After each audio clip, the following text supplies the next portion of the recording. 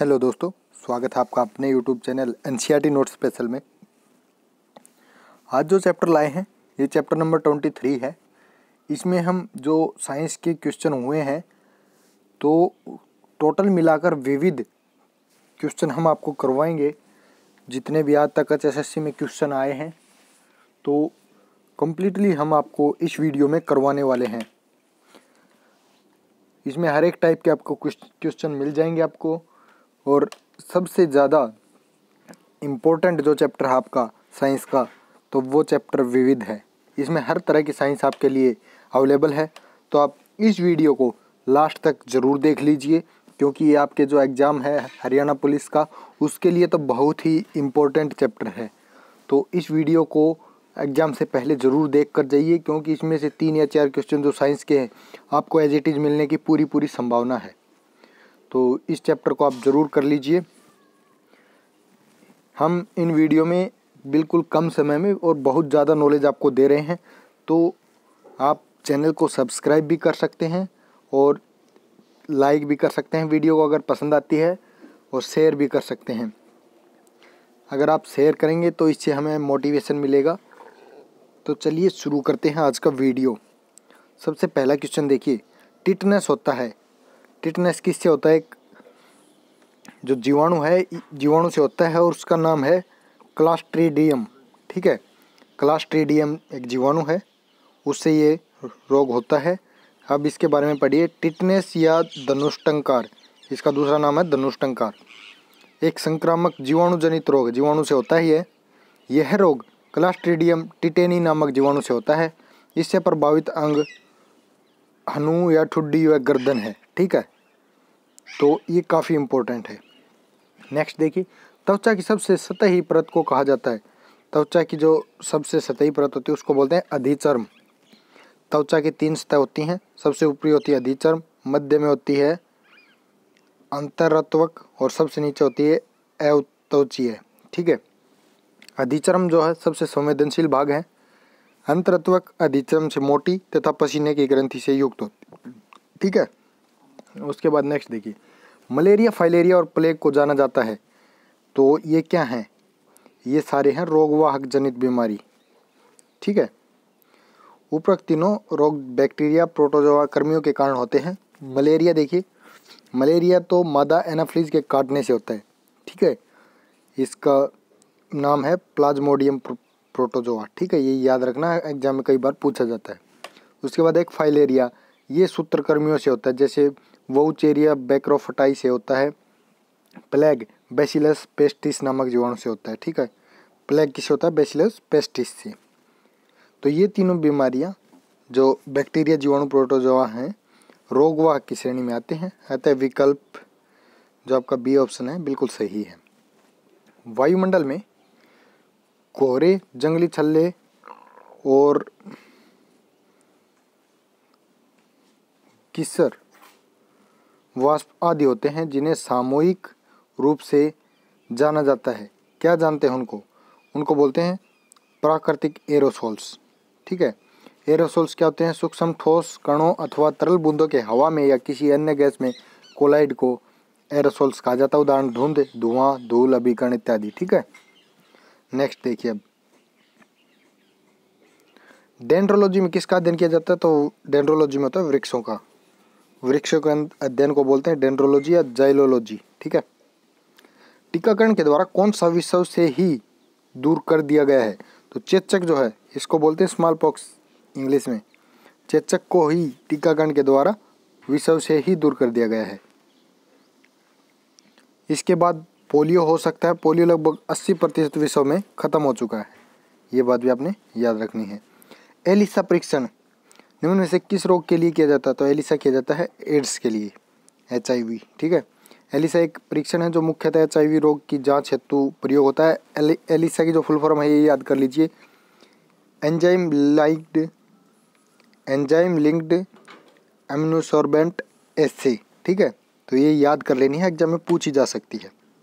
पर्यावरण में क्या सम्मिलित होता है? तो पर्यावरण में जो सम्मिलित होता है जैविक कारक और अजैविक कारक दोनों होते हैं।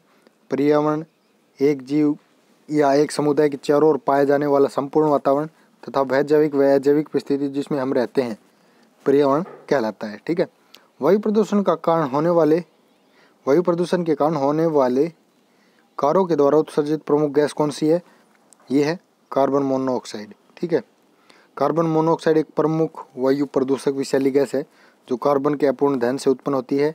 यह गैस मानव शरीर के रक्त में उपस्थित हीमोग्लोबिन से जुड़कर कार्बोक्सी हीमोग्लोबिन बना देती है जो एक जहरीला पदार्थ है। इससे शरीर में ऑक्सीजन की आपूर्ति बाधित हो जाती है। ठीक है। पेनिसिलिन का आविष्कार किसने किया था? ये तो आपको पता होगा ही, अलेक्जेंडर फ्लेमिंग ने किया था। लुईस पास्चर ने किया था रेबीज के टिक्के का। ड्रेसर ने किसका किया था? एस्प्रिन का। एडवर्ड जेनर ने जो चेचक का टिक्का था उसका किया था, टिक्का लगाने का आविष्कार। ठीक है।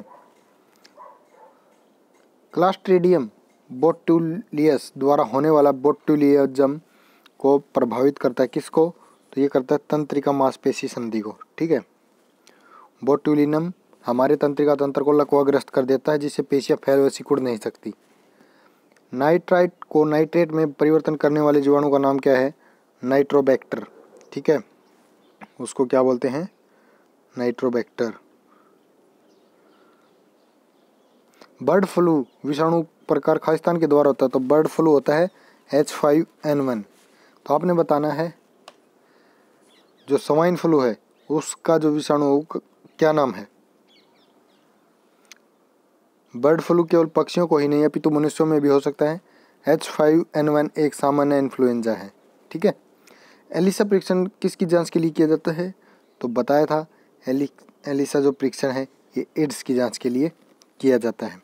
फुल फॉर्म बता दी थी, एंजाइम लाइंक्ड एम्नोसॉर्बेंट एसे। एलिसा एक ऐसा परीक्षण है जो मुख्यतः चर्बी रोग की जांच हेतु प्रयोग किया जाता है। ओस्टियोलॉजी का अध्ययन किसका होता है? हड्डियों का। ओस्टियोलॉजी में हृदय का अध्ययन करने को बोलते हैं कार्डियोलॉजी, गुर्दे का अध्ययन को नेफ्रोलॉजी और यकृत के अध्ययन को हिपेटोलॉजी। पृथ्वी के वातावरण का मुख्य घटक है तो क्या है? नाइट्रोजन। कितना है? 78% है नाइट्रोजन, ऑक्सीजन 21, कार्बन डाइऑक्साइड 0.03। वातावरण में कार्बन डाइऑक्साइड की मात्रा कितनी है? 0.03। ये पहले बता चुके हैं हम। निम्न में से कौन सा गर्म रक्त का पशु है? तो व्हेल जो है इनमें से, जो ऑप्शन दे रखे इनमें से है ये व्हेल, गर्म रक्त वाली। ठीक है। उष्ण रक्त या गर्म रक्त पशु उन पशुओं को कहते हैं जो खुद के शरीर से गर्मी पैदा कर सकते हैं। बाह्य वातावरण में अधिक सर्दी, बर्फीला तूफान या फिर गर्मी का मौसम हो किंतु गर्म रक्त जीव का शरीर का तापमान लगभग स्थिर रखता है। उदाहरण लगभग सभी स्तनधारी व पक्षी, मानव, बंदर, व्हेल, हाथी, जिराफ, चीता, सुअर आदि। ठीक है। डार्विन फिंच किस ग्रुप से संबंधित है? तो पक्षी से संबंधित है ये। डार्विन फिंच लगभग 15 पक्षी प्रजातियों का समूह है। इन प्रजातियों को चार्ल्स डार्विन ने ग्लापागोस द्वीप पर खोजा था। ठीक है। तो ये डार्विन फिंच जो है पक्षी की प्रजाति है। पेनिसिलिन का आविष्कार किया था किसने किया था? अलेक्जेंडर फ्लेमिंग ने। ये पीछे बता चुके हैं हम। रोनाल्ड रोस को खालिस्तान पर उसके कार्य के लिए नोबेल पुरस्कार प्रदान किया गया था। तो किसके लिए? मलेरिया पर उन्होंने कार्य किया था उसके लिए। रोनाल्ड रोस ने 1902 में मलेरिया संचरण अर्थात मलेरिया के फैलाव पर किए गए कार्य के लिए प्रथम ब्रिटिश के तौर पर नोबेल से सम्मानित हुए। ठीक है। निम्नलिखित में से उष्ण रक्त पशु कौन सा है? तो उष्ण रक्त है बंदर। उष्ण रक्त या गर्म रक्त पशु उन पशुओं को कहते हैं जो खुद के शरीर से गर्मी पैदा कर सकते हैं। बाह्य वातावरण में अधिक सर्दी, बर्फीला तूफान या फिर गर्मी का मौसम हो किंतु गर्म रक्त जीव का शरीर का तापमान लगभग स्थिर रहता है।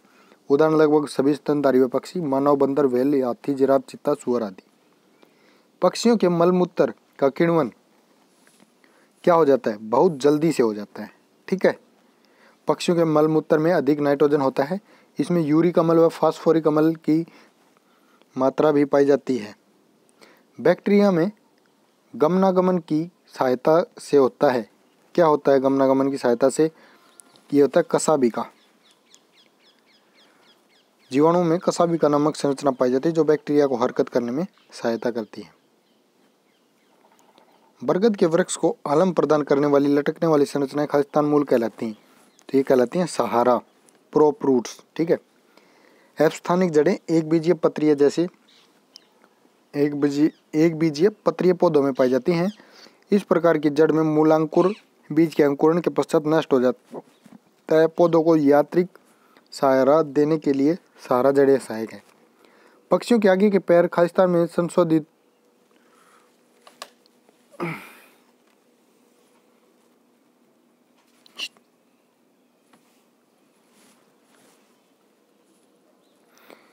पक्षियों में आगे के पैर खालिस्तान में संशोधित हैं। किसमें? आगे के पैर को क्या बोलते हैं?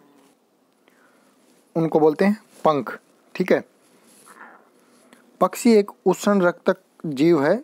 इनका शरीर 3 भागों सिर, गर्दन, धड़ से बना होता है। इनके जबड़ों में दांत नहीं होते हैं। ठीक है।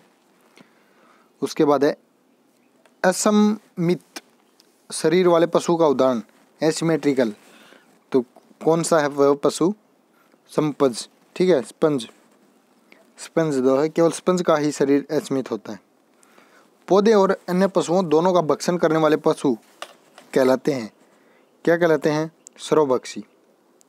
शाकाहारी जो सिर्फ शाक सब्जियां या भूमि से उत्पन्न होने वाले पादपों पर भोजन के लिए आश्रित हैं, और मांसाहारी जो जीवों को अपना भोजन बनाते हैं, जैसे शेर। वायुमंडल की वह परत जो सूर्य के परासर्व विकिरण का अवशोषण करती है, तो वह परत है ओजोन।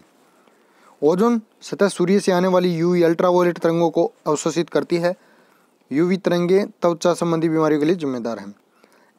अयस्कता एक बीमारी है जो खालिस्तान की धूल के अभिशोषण से पैदा होती है, तो लोहा। ठीक है। अयस्कता या साइडसेसिस शरीर के ऊतक में अतिरिक्त लोहा का जमाव है। यह लोहे के कणों के सांस द्वारा शरीर में चले जाने के कारण होती है।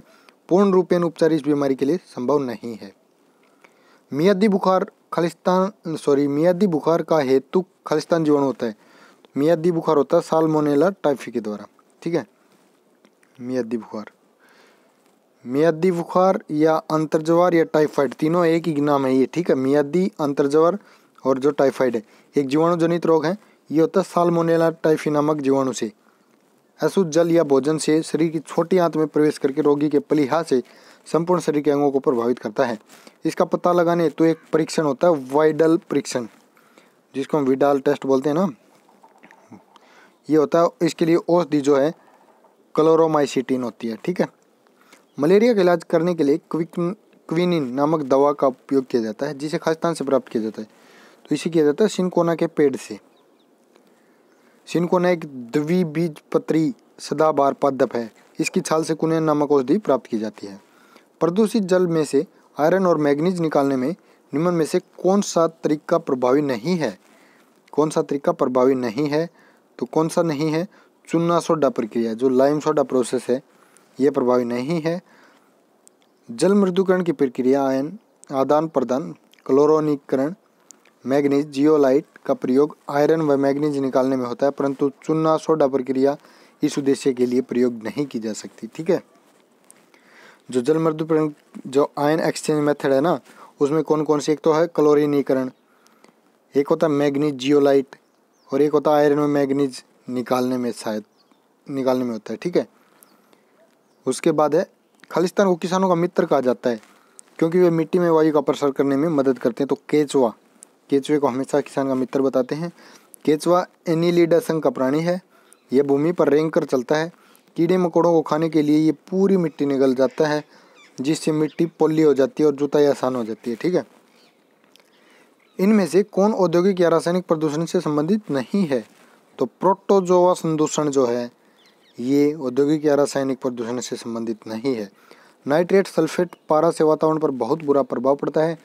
इनसे केवल मानव ही नहीं अपितु संपूर्ण जीवों पर भी बुरा प्रभाव पड़ता है। प्रतिरक्षीकरण की प्रक्रिया को विकसित करती है कौन? ये करती है कृत्रिम प्रतिरक्षा। ठीक है।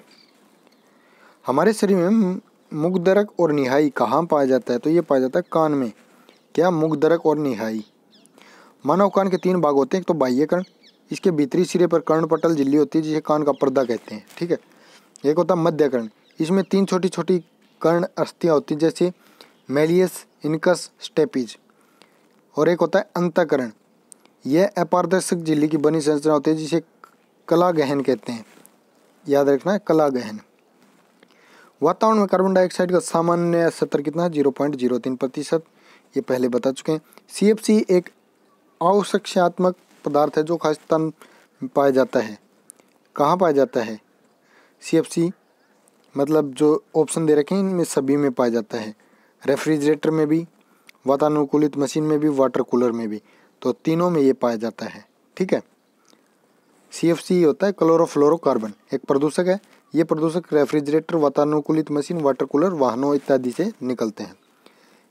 एक 11 साल के लड़के में टाइफाइड का निदान किया जाता है। आपके अनुसार लड़के में इस रोग का कारण क्या होगा? तो अस्वस्थ खाने का उपयोग। ठीक है। निम्न में से गैर संक्रामक रोगों का उदाहरण है, तो गैर संक्रामक है कैंसर। ठीक है। जो रोग संक्रामित व्यक्ति से स्थित स्वस्थ व्यक्ति को स्थानांतरित नहीं होता उसे बोलते हैं असंक्रामक। ठीक है। जैसे मधुमेह होता है, जोड़ों का दर्द होता है, कैंसर होता है, हृदयघात होता है आदि। ठीक है।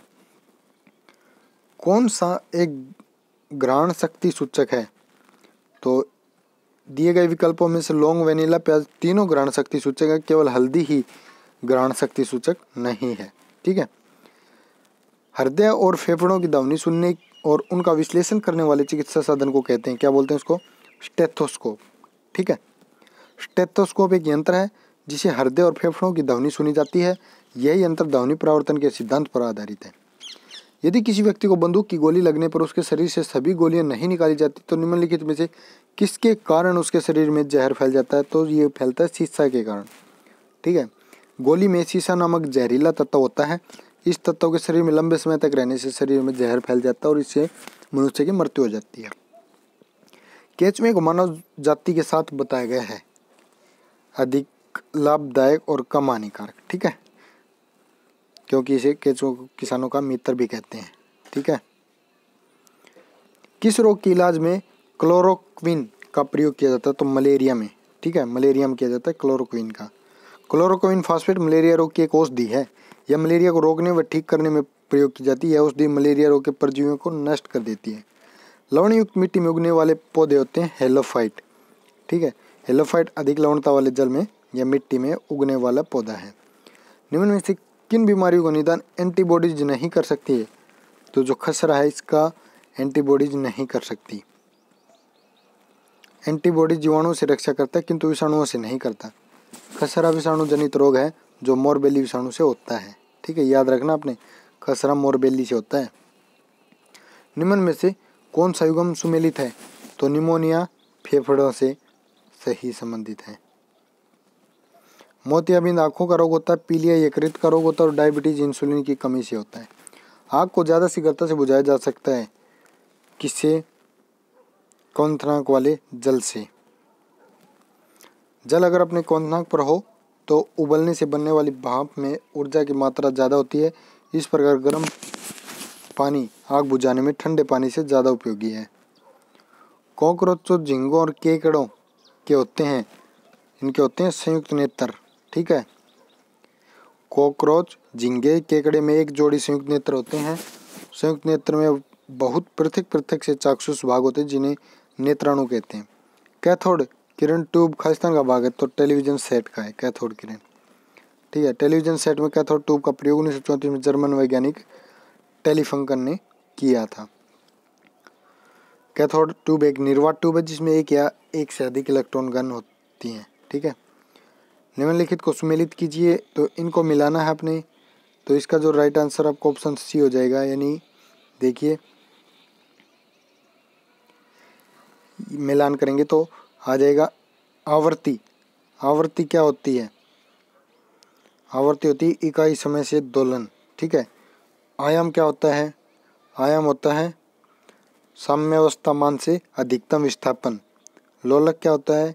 ऐसी युक्ति जिसमें धागे के सिरे पर भार झूलता है। और लास्ट है आवर्त सारणी, तो ये होता है परमाणु संख्या के क्रम से रासायनिक तत्व। ठीक है। आवर्ती देखिए इकाई समय से दोलन, आयाम साम्यावस्था मान से अधिकतम विस्थापन, लोलक ऐसी युक्ति जिसमें धागे के सिरे पर भार झूलता है, आवर्त सारणी परमाणु संख्या के क्रम से रासायनिक तत्व। ठीक है। उसके बाद निम्न को सम्मिलित कीजिए। टाइफाइड किसकी कमी से होता है? तो टाइफाइड होता है, इसमें देख लीजिए आप, आपका ऑप्शन बी करेक्ट है। टाइफाइड होता है जीवाणु की वजह से, मलेरिया होता है प्रोटोजोआ की वजह से, एड्स होता है विषाणु की वजह से और दाद होता है कृमि की वजह से। ठीक है। उसके बाद नेक्स्ट देख लीजिए, दाद फंजाई की वजह से होता है। ठीक है। फिफ्थ ही यहाँ पे दे रखा है। निम्न में से एक भौतिक परिवर्तन है कौन सा है? उद्रवपातन। ठीक है, भौतिक परिवर्तन, जिस परिवर्तन भौतिक रूप, रंग, आकार, अवस्था बदल जाए उसे भौतिक परिवर्तन कहते हैं। ठीक है, यानी कोई चेंज हो जाए। पदार्थ की अवस्था में परिवर्तन, ठोस से द्रव, द्रव से गैस, ठोस से गैस भौतिक परिवर्तन का उदाहरण है। ठीक है, निम्न को सुमेलित कीजिए। तो सुमेलित करना है, सबसे पहले देखिए वाष्पन, वाष्पन होती है द्रव से अगर गैस बनती है तो। उद्रवपातन क्या होता है? सीधा अगर ठोस से गैस में परिवर्तन हो जाए तो। ठीक है, प्रशीतन क्या होता है? प्रशीतन होता है द्रव से ठोस। और द्रवण क्या होता है? द्रवण होता है ठोस से द्रव। ठीक है, निम्न को सुमेलित कीजिए। सुमेलित करना है इनको, तो यहाँ पे हो जाएगा आपका ऑप्शन सी। ठीक है, यहाँ पे देख लीजिए, वायुवाहित, वायु रोग, वायु द्वारा रोग तनक कारकों के फैलने से रोग फैलना, जैसे टीबी चर्चा की तरह। जलवाहित कौन से होते हैं? जल द्वारा रोग जनक कारकों के फैलने से रोग फैलने, जैसे हैजा, एमीबायोसिस इत्यादि। ठीक है, ये चक्कर है।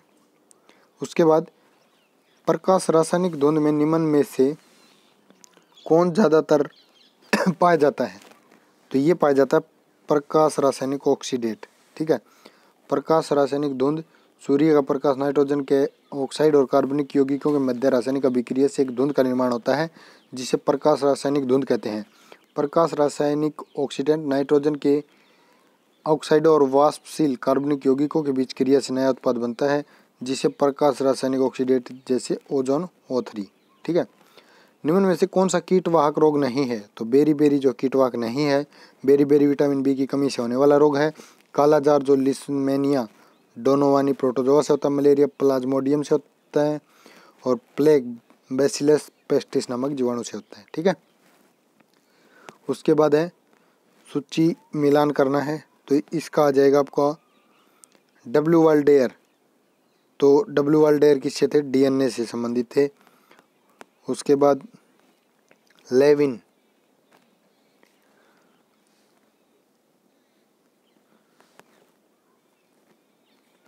एक मिनट,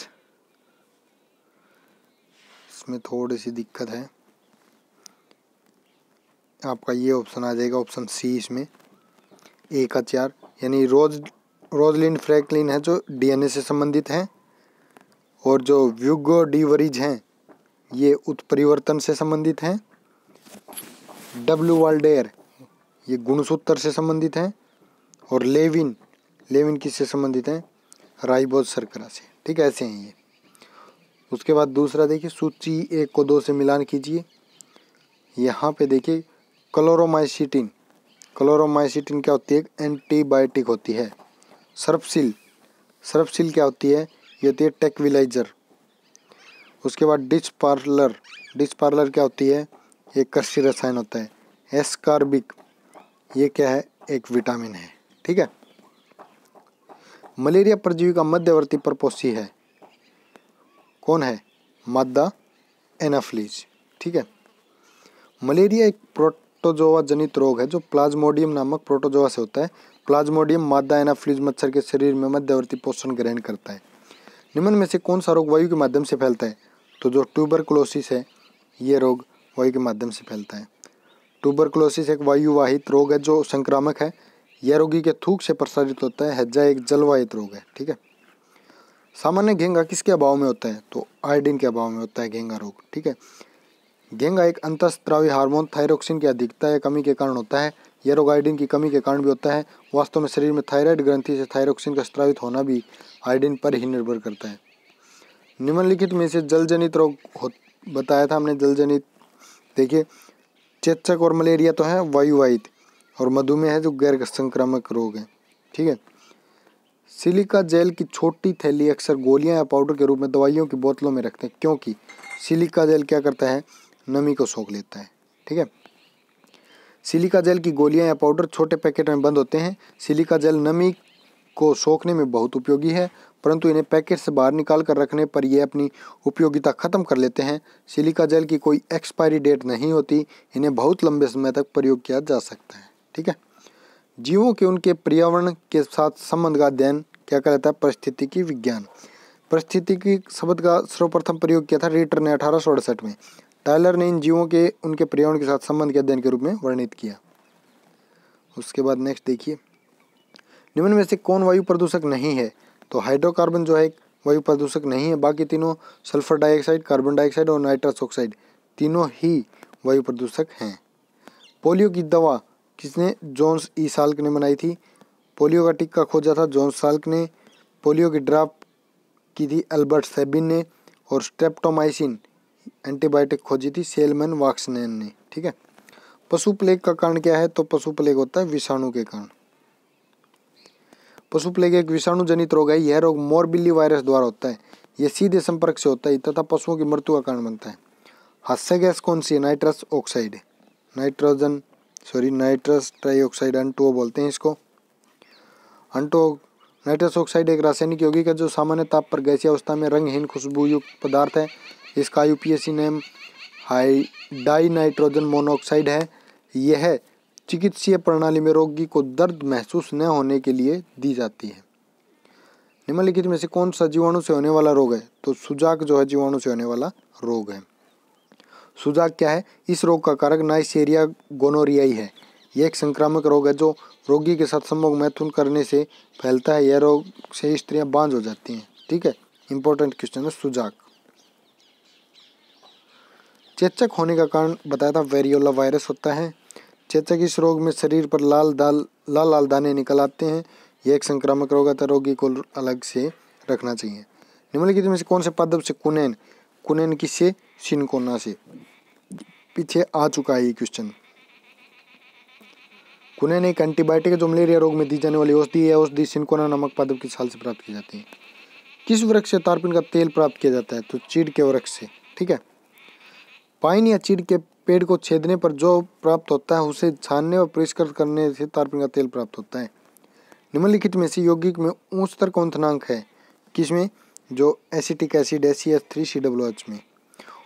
उपरोक्त सभी विकल्पों में से एसिटिक अम्ल का कौनथनांक सबसे ज़्यादा है क्योंकि इसमें ऑक्सीजन की उपस्थिति है। ऑक्सीजन की विद्युत ऋणात्मकता फ्लोरीन के बाद सबसे अधिक है, जिसके कारण आबंध मजबूत बनता है और कौनथनांक अधिक होता है। एसिटिक अम्ल 118.1 degree Celsius, methane 161.5 degree Celsius, ethanol 78.37 degree Celsius और क्लोरोफॉर्म 61.2 डिग्री सेल्सियस। निम्न में से कौन सा प्रदूषक घटक मानव के लिए हानिकारक है? तो कार्बन मोनोऑक्साइड जो मानव के लिए हानिकारक है।